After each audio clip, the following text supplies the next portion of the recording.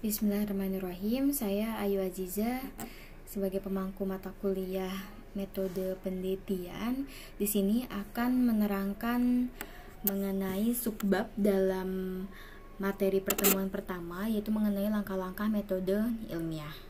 Di mana langkah-langkah ini adalah tahap-tahap yang nanti akan dilakukan oleh setiap mahasiswa dalam melakukan riset. Seperti itu. Nah, di sini setidaknya ada 8 langkah yang nanti akan kalian lakukan.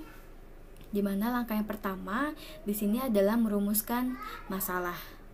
Di mana perumusan masalah merupakan titik tolak bagi perumusan hipotesis yang nantinya akan kalian tentukan. Di mana hipotesis ini merupakan dugaan sementara. Seperti itu. Dan dari rumusan masalah dapat menghasilkan topik penelitian atau judul dari penelitian. Umumnya, rumusan masalah harus dilakukan dengan kondisi sebagai berikut. Yang pertama adalah bentuk dari rumusan masalah merupakan kalimat tanya. Seperti itu, jadi berbentuk pertanyaan. Yang kedua, kalimatnya harus jelas dan padat. Yang ketiga, rumusan masalah harus berisi implikasi adanya data untuk memecahkan masalah. Nah, yang keempat merupakan dasar dalam pembuatan hipotesis. Dan kelima, masalah harus menjadi dasar bagi judul penelitian. Yang kedua, menentukan hipotesis. Nah, di sini menurut Nazir bahwa menentukan suatu hipotesis merupakan kemampuan peneliti dalam mengkaitkan masalah-masalah. Jadi sudah saya terangkan sebelumnya bahwa dalam suatu riset dan suatu penelitian bahwa kita harus berangkat dari sebuah masalah. Jadi untuk hipotesis ini biasanya kita adalah bagaimana si peneliti ini memiliki kemampuan dalam mengaitkan antara masalah dengan variabel yang dapat diukur dengan menggunakan suatu kerangka analisis atau kerangka pemikiran.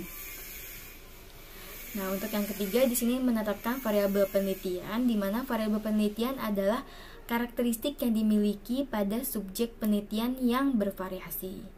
Nah, misalkan kalian subjek penelitiannya adalah manusia, maka beberapa hal variabel yang bisa kita teliti adalah mengenai jenis kelamin atau gendernya, lalu berapa penghasilannya, pekerjaan, agama, seperti itu. Itu merupakan hal-hal yang dapat diteliti. Yang keempat, menetapkan prosedur kerja atau prosedur penelitian. Ini merupakan langkah-langkah yang digunakan sebagai alat untuk mengumpulkan data dan menjawab pertanyaan-pertanyaan dalam penelitiannya. Seperti itu. Nah, sini untuk langkah-langkah yang digunakan untuk mengumpulkan datanya apa saja, berkaitan dengan yang nomor 5 ya. Ini berkaitan dengan pengumpulan data. Nah, nih teknik pengumpulan datanya harus yang digunakan adalah yang valid seperti itu, sehingga hasil dan kesimpulan penelitian pun tidak diragukan kebenarannya. Nih, pengumpulan data kita bisa menggunakan beberapa metode, misalkan adalah dengan observasi langsung atau dengan wawancara, atau kita juga bisa menyebarkan kuesioner. Seperti itu adalah cara-cara dalam mengumpulkan data. Nah, sebelum melakukan penelitian, seorang peneliti biasanya telah memiliki dugaan berdasarkan teori atau dinamakan dengan hipotesis. Nah, untuk hipotesis ini bisa diperoleh dari hasil riset dari peneliti sebelumnya atau dari teori-teori yang sudah ada. Seperti ini. Lalu tahap yang keenam adalah mengolah dan menganalisis data. Setelah data mentahnya diperoleh, maka kita tahap berikutnya adalah mengolah datanya. Nah, ini bisa segera diolah sesuai dengan kebutuhan. Pengolahan data merupakan sebuah proses yang tidak dapat dipisahkan dalam sebuah metode ilmiah, karena dengan proses tersebut data dapat dilabeli sebuah arti atau makna yang nantinya berguna untuk memecahkan masalah penelitian. Jadi setelah kita memiliki data mentah, kita olah, tahap berikutnya adalah melakukan suatu analisanya. Seperti itu. Yang ketujuh di sini membuat kesimpulan.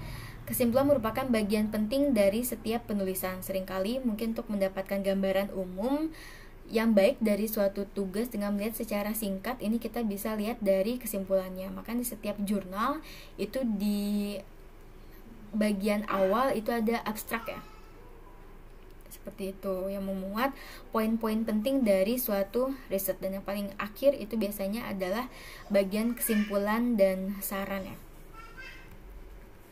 Yang ke-8 di sini mengkomunikasikan hasil penelitian. Nah, untuk mahasiswa mengkomunikasikan hasil penelitian ini adalah biasanya dalam bentuk presentasi hasil kepada dosen pemangku mata kuliah tersebut.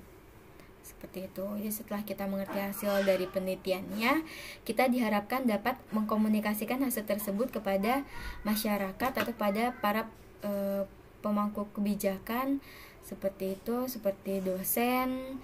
Lalu kalau misalkan kalian di perusahaan berarti kepada tim manajemen misalkan. Nah, termasuk pada peneliti maupun yang akan dikembangkan jauh lebih luas kepada hal-hal tersebut.